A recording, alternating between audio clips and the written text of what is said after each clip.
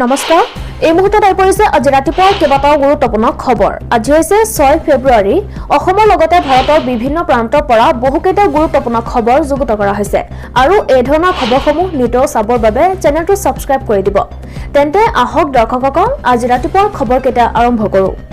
আজি ৰাতিপুৱাৰ প্ৰথমটো খবৰ পাকিস্তানৰ প্ৰাক্তন ৰাষ্ট্ৰপতি জেনেৰেল অৱসৰপ্ৰাপ্ত পাৰভেজ মুছাৰফৰ মৃত্যু ঘটিছে দীৰ্ঘদিনীয়া অসুস্থতাৰ অন্তত ৭৯ বছৰীয়া প্ৰাক্তন ৰাষ্ট্ৰপতিগৰাকীয়ে আজি ডুবাইৰ এখন হাস্পতালত মৃত্যুক আঁকোৱালি লয় পাকিস্তানৰ আগশাৰীৰ সংবাদ গোষ্ঠী জিঅ নিউজে এই তথ্য প্ৰকাশ কৰে উল্লেখ্য যে তেওঁ ডুবাইৰ এখন চিকিৎসালয়ত অসুস্থতাৰ বাবে বিগত ৯ মাহ ধৰি চিকিৎসাধীন হৈ আছিল পাকিস্তানৰ প্ৰাক্তন নেতাগৰাকীয়ে ১৯৫৮ চনত জেনেৰেল পদবীলৈ উন্নীত হৈ সেনা বাহিনীৰ মুৰব্বীৰ দায়িত্ব গ্ৰহণ কৰিছিল ইয়াৰ পিছত তেওঁ ২০০১ চনৰ পৰা ২০০৮ চনলৈ পাকিস্তানৰ ৰাষ্ট্ৰপতি হিচাপে কাৰ্যনিৰ্বাহ কৰিছিল ১৯৪৩ চনৰ ১১ আগষ্টত জন্মগ্ৰহণ কৰিছিল মুছাৰফে দিবলৈ লৈছো আজি ৰাতিপুৱাৰ দ্বিতীয়টো খবৰ নলবাৰী কাৰাগাৰত ঠাইৰ অভাৱ বাল্য বিবাহ কৰা গ্ৰেপ্তাৰ হোৱা লোকক স্থানান্তৰ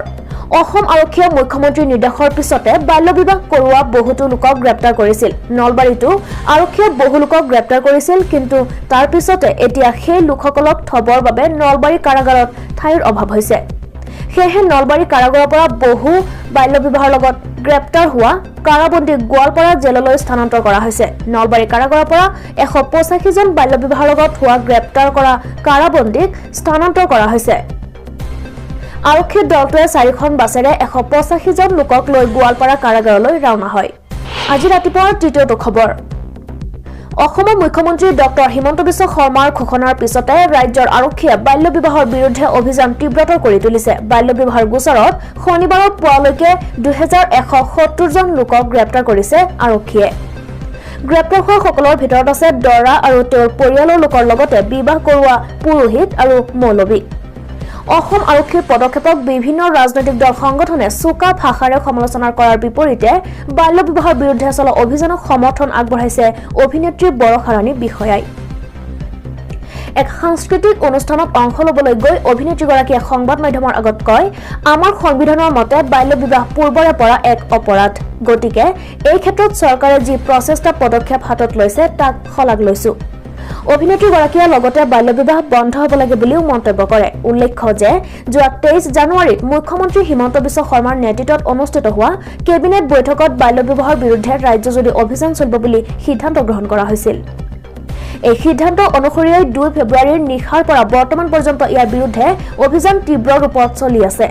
শনিবাৰে অসম আৰক্ষীৰ মুখপাত্ৰ প্ৰশান্ত কুমাৰ ভূঞাই সংবাদ মাধ্যমৰ আগত কয় বাল্য বিবাহ ঘটনা সন্দৰ্ভত গ্ৰেপ্তাৰৰ সংখ্যা বৃদ্ধি পাই আছে আজি ৰাতিপুৱালৈকে আৰক্ষীয়ে ২১৭০ গৰাকী লোকক গ্ৰেপ্তাৰ কৰিছে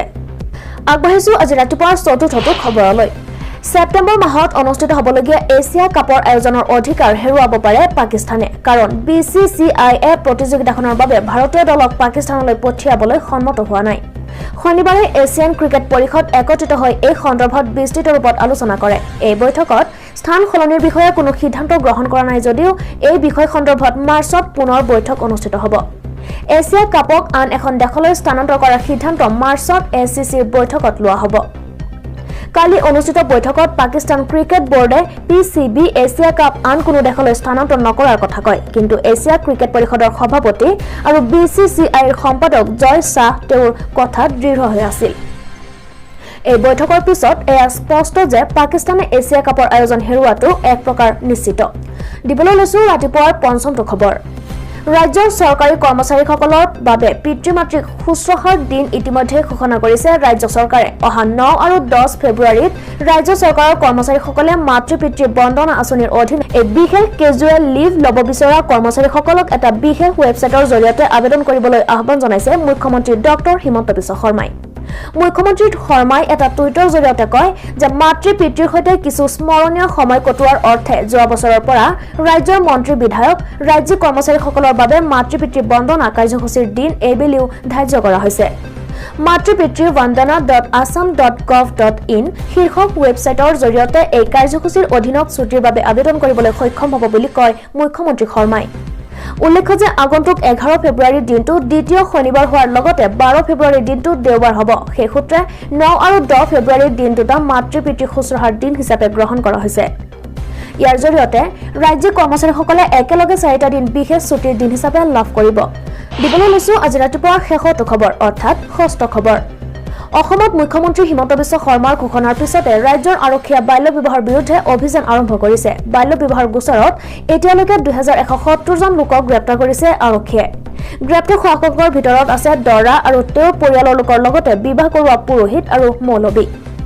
বাল্য বিবাহৰ বিৰুদ্ধে সৰ্ববৃহৎ অভিযান বুলি অভিহিত কৰাৰ বিপৰীতে AIUDFৰ মুৰব্বী মৌলানা বদৰুদ্দিন আজমলে এই কাৰ্যক লৈ প্ৰশ্ন উত্থাপন কৰিছে। ধুবুৰীৰ সাংসদ বদৰুদ্দিন আজমলে আৰক্ষীৰ এই সমগ্ৰ কাৰ্যক লৈ প্ৰশ্ন উত্থাপন কৰি ইয়াক মুছলমান বিৰোধী বুলি অভিহিত কৰে।